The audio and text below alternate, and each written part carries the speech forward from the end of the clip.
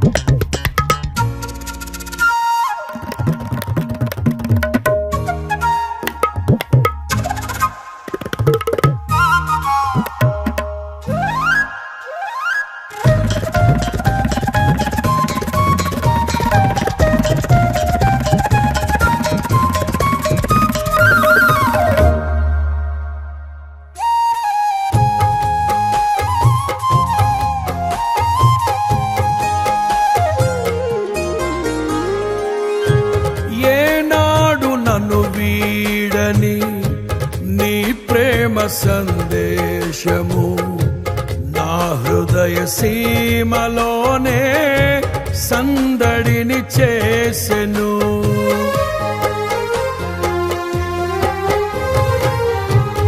ఏనాడు నన్ను వీడని నీ ప్రేమ సందేశము నా హృదయ సీమలోనే సందడిని చేసెను. అనువనువును బలపరచే నీ జీవపు వాక్యమే ప్రతి క్షణము దరిచేరి నన్నే తాకెను. అనువనువును బలపరచే నీ జీవపు వాక్యమే ప్రతి క్షణము దరిచేరి నన్నే తాకెను. ఆ వాక్యమే ఆరోగ్యమై జీవింపచేసి నన్నే నడిపించెను. కరుణా సంపన్నుడా ధీరుడా సుకుమారుడా నీ ప్రభావ మహిమలనే నిరంతరం నేను ప్రకటించెదా.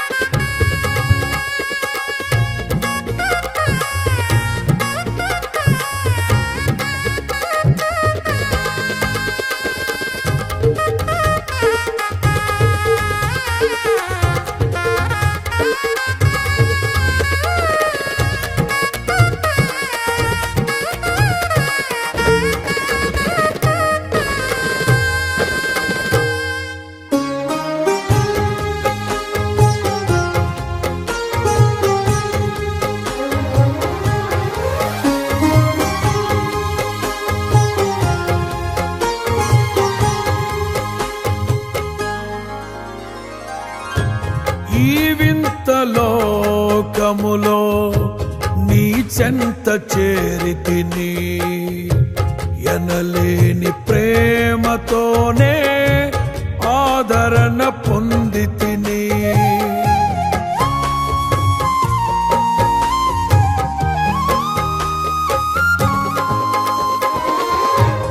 ఈ వింత లోకములో నీ చెంత చేరితిని, ఎనలేని ప్రేమతోనే ఆదరణ పొందితిని. నీ కృపలో నిలిపినది నీ ప్రేమ బంధమే, అనుదినము మకరందమే నీ స్నేహ బంధము. నీ కృపలో నిలిపినది నీ ప్రేమ బంధమే, అనుదినము మకరందమే నీ స్నేహ బంధము. ఆ ప్రేమలోనే కడవరకు నన్ను నడిపించుమా, స్థిరపరచుమా. కరుణా సంపన్నుడా, ధీరుడా, సుకుమారుడా, నీ ప్రభావ మహిమలనే నిరంతరం నేను ప్రకటించెదా.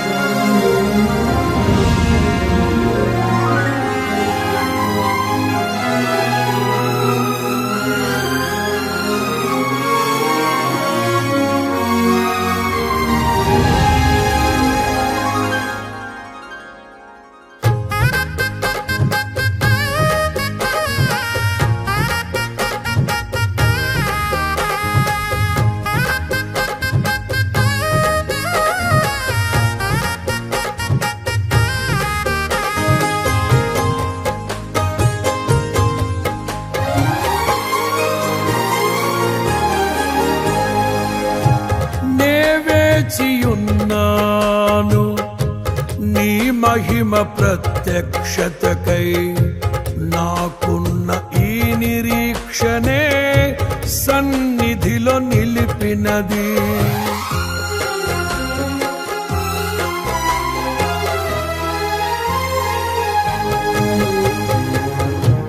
నే వేచియున్నాను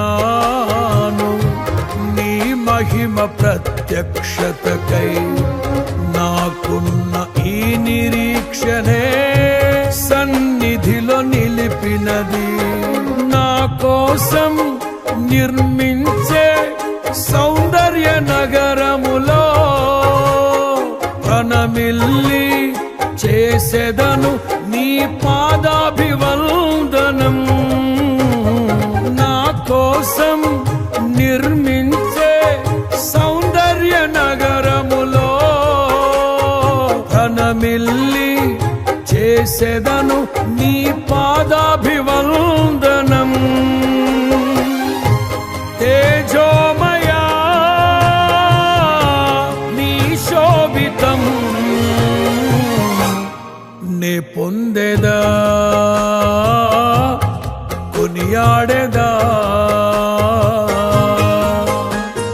కరుణా సంపన్నుడా, ధీరుడా, సుకుమారుడా, నీ ప్రభావ మహిమలనే నిరంతరం నేను ప్రకటించెదా.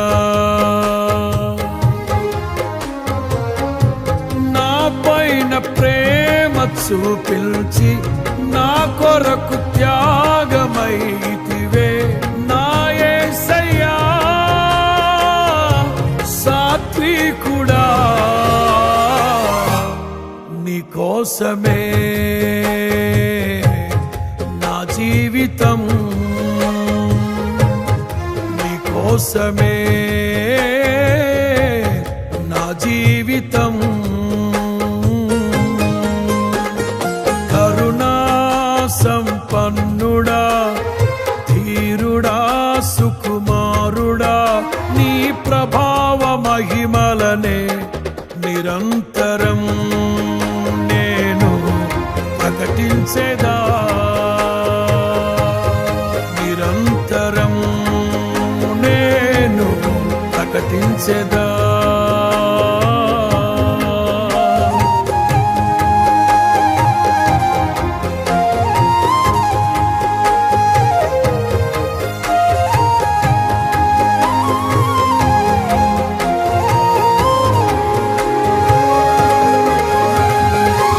ప్రియమైన మిత్రులారా, యేసుక్రీస్తు నామములో మీ అందరికీ శుభాభివందనాలు.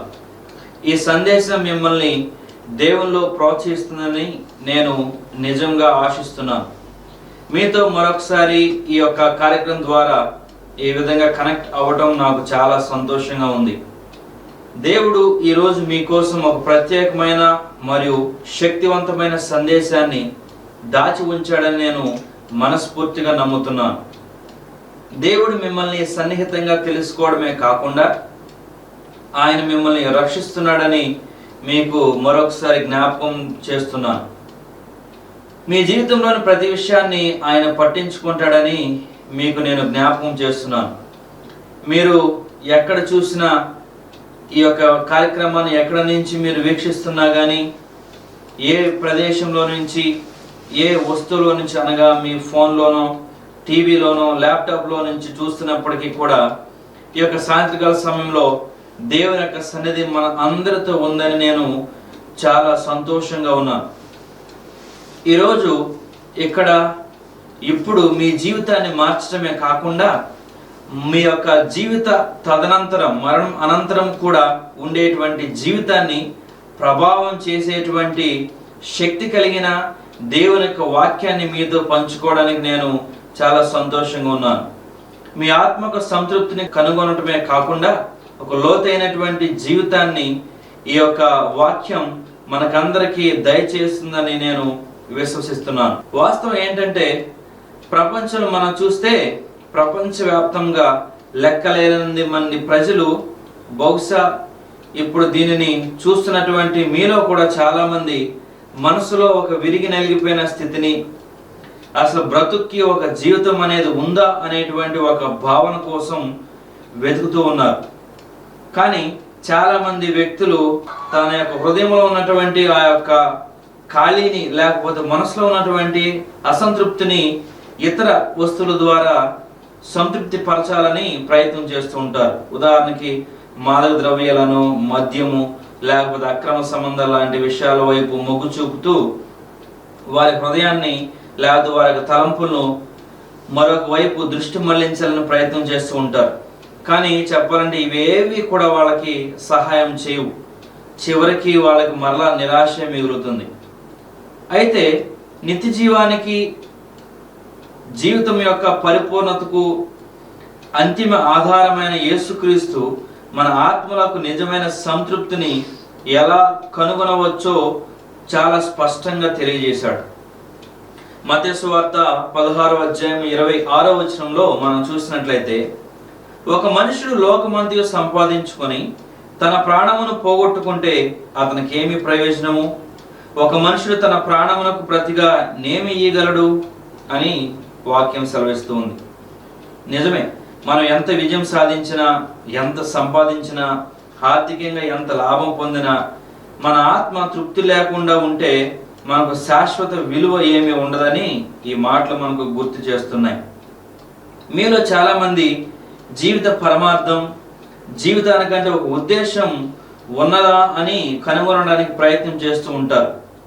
అయినప్పటికీ మీరు నిరంతరం అసంతృప్తిగా భావించి ఉండవచ్చు. యేసుక్రీస్తు వారు యోహాను సువార్త 10వ అధ్యాయము 10వ వచనంలో ఈ విధంగా అన్నారు, గొర్రెలకు జీవం కలుగుటకును అది సమృద్ధిగా కలుగుటకును నేను వచ్చితనని మీతో నిశ్చయముగా చెప్పుచున్నాను. దేవుడు ప్రతి కన్నీటిని, ప్రతి బాధను, మన బ్రతుకులో మనం పడేటువంటి ప్రతి పోరాటాన్ని చూస్తాడు. మీ మనస్సును, బాధను ఆయన అర్థం చేసుకుంటాడు. గందరగోళం మరియు అనిశ్చితితో నిండినటువంటి ప్రపంచంలో మనం నివసిస్తున్నాం. ప్రపంచం పలు రకాల రోగాలతో, యుద్ధాల గురించిన పుకారులతో, గందరగోళంతో నిండిపోయింది. బహుశా మీరు కూడా ఇక్కడ కూర్చొని కొన్నిసార్లు మీ హృదయంలో నిజంగా దేవుడు ఉన్నాడా, ఆయన ఉంటే నిజంగా నన్ను పట్టించుకుంటున్నాడా అనేటువంటి ప్రశ్నలు కూడా మీకు తలెత్తి ఉండవచ్చు. ఒకవేళ అదే అయితే నిజంగా ఒక దేవుడు ఉన్నాడని మీకు భరోసా ఇవ్వడానికి నేను ఇక్కడ ఉన్నాను. మరియు ఆయన మీ గురించి శ్రద్ధ వహించడమే కాకుండా ఈరోజు మీ ఆత్మకు నిజమైన సంతృప్తిని ఇవ్వాలనుకుంటున్నాడు. నేను మీతో పంచుకోవాలనుకుంటున్న అంశం మొత్తం 3 శక్తివంతమైనటువంటి సత్యాలను కలిగి ఉంది. ఆ 3 అంశాలు కూడా మీ ఆత్మ కోరుకునేటువంటి సంతృప్తిని కనుగొనడానికి మీకు ఖచ్చితంగా సహాయం చేస్తాయి. ఆ 3 విషయాలలో మొదటి విషయాన్ని నేను ఇప్పుడు పంచుకోవాలనుకుంటున్నాను. అదే దేవుని క్షమాపణ ద్వారా మన హృదయాలకు సంతృప్తిని పొందుకొనటం. నిజమే, దేవుని యొక్క క్షమాపణ మన హృదయాలకి సంతృప్తిని కలుగు చేస్తుంది. ఆత్మ సంతృప్తిని పొందడానికి మొదటి కీలకమైన విషయం ఏంటంటే దేవుని యొక్క క్షమాపణను పొందుకొనటం. దేవుడు తన అపారమైన జ్ఞానంతో, ప్రేమతో నిన్ను, నన్ను, నాతో సహా సమస్తాన్ని సృష్టించాడని బైబిల్ చెబుతుంది. నిజమైన స్నేహాన్ని, మనతో గాఢమైన అర్థవంతమైన సంబంధాన్ని కలిగి ఉండాలనేటువంటి ఒక గొప్ప ఉద్దేశంతోనే దేవుడు మనందరినీ తన స్వరూపంలో చేశాడని బైబిల్ సెలవిస్తూ ఉంది. చూసినట్లయితే మొదటి మానవులైనటువంటి ఆదాము హవ్వలు ఏదేను అనేటువంటి తోటలో సృష్టించబడిన తర్వాత పెట్టబడ్డారు. ఆ ప్రదేశం చూస్తే చాలా సంపూర్ణమైనటువంటి అందమైన ప్రదేశం. అది ఒక బాధలు లేని, ఏ విధమైన భయము, రోగము లేనటువంటి ఒక సంపూర్ణమైన ప్రదేశం. దేవుడు ఆ యొక్క ప్రదేశాన్ని సృష్టించి వాటిలో ఉన్నటువంటి సమస్తాన్ని మీరు తినొచ్చు, అనుభవించవచ్చు అని చెప్పి ఒక ఆజ్ఞను మాత్రం వాళ్ళకి ఇచ్చాడు. ఏంటంటే ఆ యొక్క తోటలో ఉన్నటువంటి మంచి చెడుల జ్ఞానాన్ని ఇచ్చేటువంటి ఒక చెట్టు పండును మాత్రం తినొద్దు, అది మినహా మిగతా ఏదైనా ఆస్వాదించవచ్చు అని సెలవిచ్చాడు.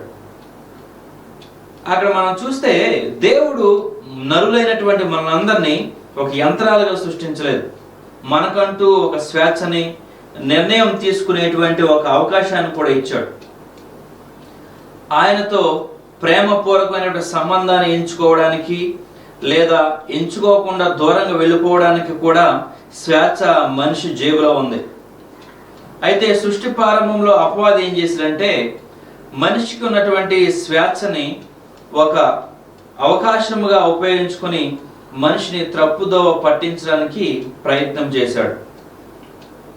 అపవాది మనిషిని మోసం చేశాడు. ఆదికాండం 3వ అధ్యాయంలో మనం చూస్తే సర్పం వేషంలో అపవాది వచ్చి హవ్వ మనసులో అనుమానం అనేటువంటి ఒక ఆయుధాన్ని నాటి దేవుణ్ణే అనుమానించేలాగా చేశాడు. దాని ద్వారా తోటలోని ఆ యొక్క చెట్టు పండును తినకూడదని దేవుడు నిజంగా చెప్పాడా, అసలు అది నిజమేనా అని ఒక చిన్న అనుమానాన్ని వాడు పెట్టాడు. తద్వారా ఆ యొక్క మానవుడు ఆ యొక్క పండును తిని దేవుడు వద్దు అని చెప్పినటువంటి పని చేయడం వలన ఆయనకి కోపం తెప్పించి ఆయన నుంచి దూరంగా వెడలిపోయాడు. తద్వారా హవ్వ ఆ పండును తీసుకొని తిని ఆదాము కూడా ఇచ్చింది, అతను కూడా తిన్నాడు. ఆ క్షణంలోనే వారి ఆత్మలను నింపిన సంతృప్తి, ఆనందము, మనశ్శాంతి అంతా కూడా చిన్న భిన్నమైపోయాయి. పాపం మానవ జాతిలో ప్రవేశించి దేవునికి మనిషికి మధ్య ఒక పెద్ద అగాధాన్ని సృష్టించింది. బైబిలు ఈ విచ్ఛిన్నతను పాపంగా నిర్వచిస్తుంది. దీన్నే మనం చూస్తే అక్షరాల ఆజ్ఞను మేరటం అని వాక్యం సెలవిస్తుంది. పాపం దేవునిపై తిరుగుబాటు మరియు ఆయన చిత్తాన్ని, ఆయన యొక్క ఆజ్ఞలను పాటించకుండా మనల్ని దూరంగా నెట్టివేస్తుంది.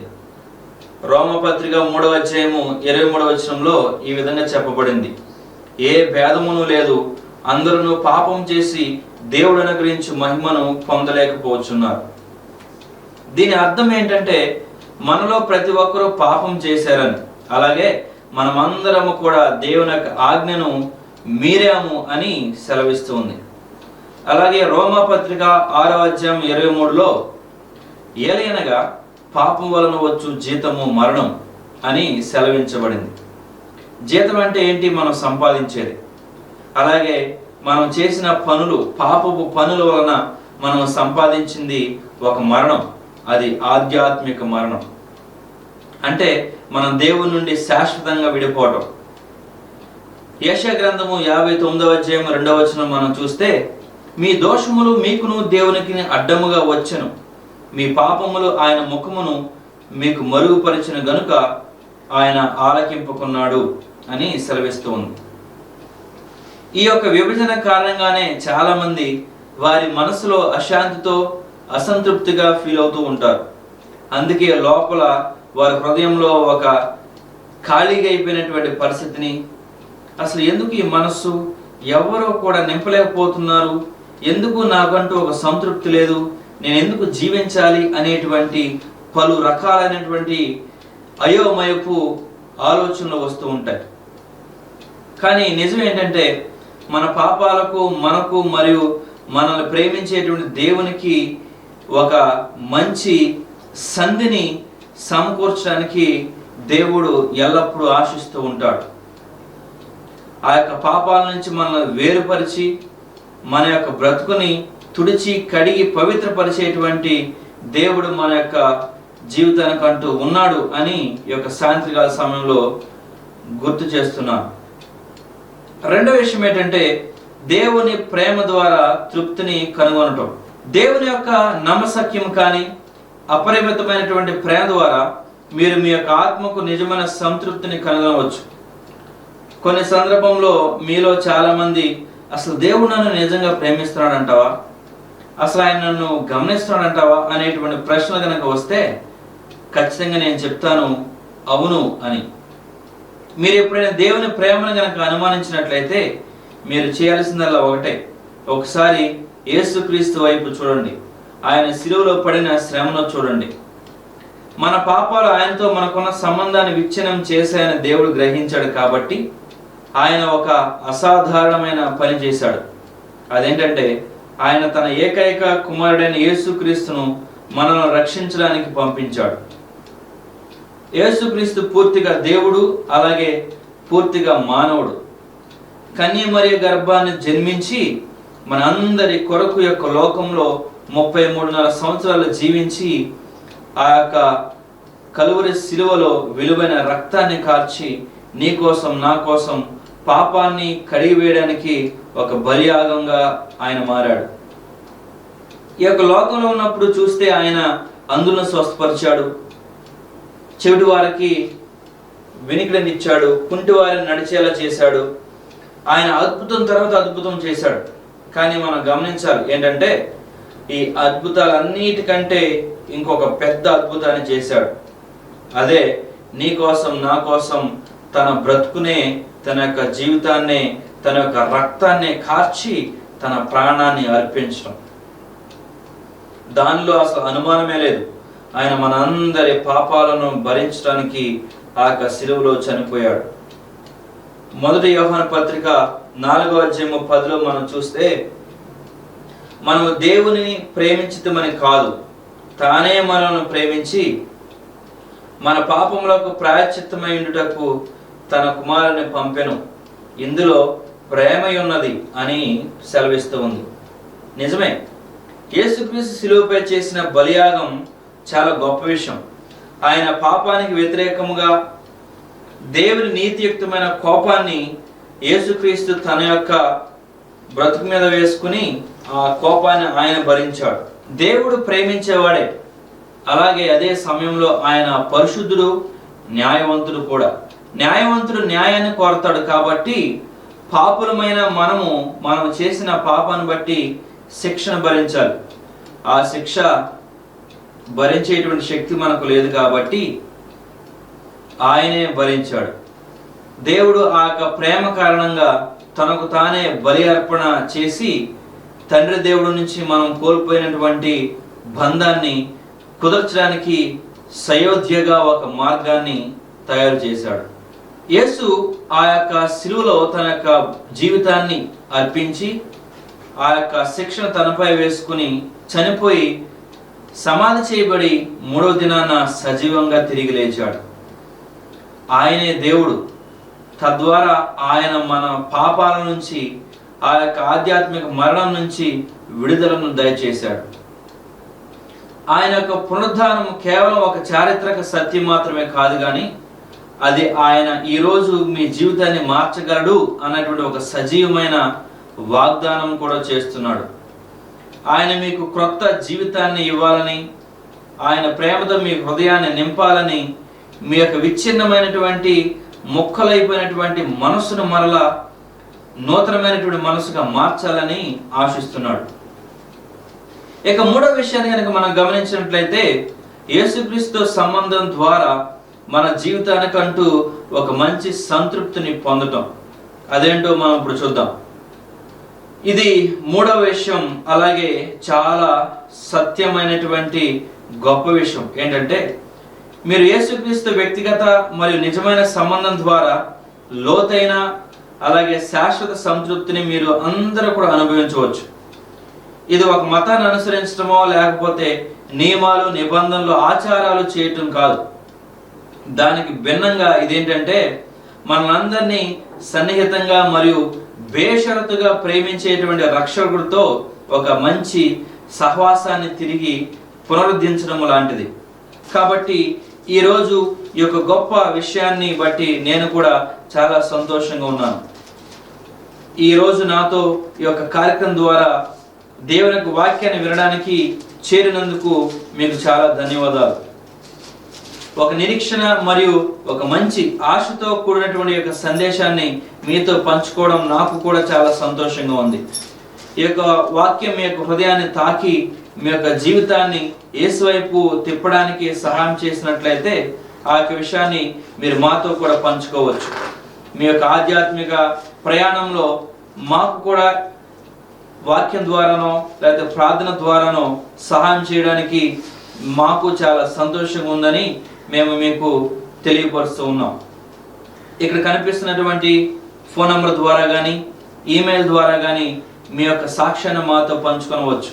అలాగే మీ యొక్క ఆధ్యాత్మిక ప్రయాణంలో మీకు ఏదైనా అనుమానాలు కానీ లేకపోతే చిన్న చిన్న అపోహలు కానీ ఉన్నట్లయితే వాటిని ఎల్లప్పుడూ కూడా నివృత్తి చేయడానికి దేవుని యొక్క నామములో మేము సిద్ధంగా ఉన్నామని చెప్పడానికి మేము సంతోషిస్తున్నాం. దేవుని యొక్క రాకడ ఆలస్యమైతే మరలా ఈ విధంగా కలుసుకోవడానికి దేవుడు మనకి అవకాశం ఇచ్చేంత వరకు ఆయన యొక్క సన్నిధి మనకి తోడే ఉండాలని నేను ఆశిస్తూ నేను ఈ యొక్క మాటలను ముగిస్తున్నాను. దేవుడు మనందరినీ దీవించునుగాక. ఆమేన్.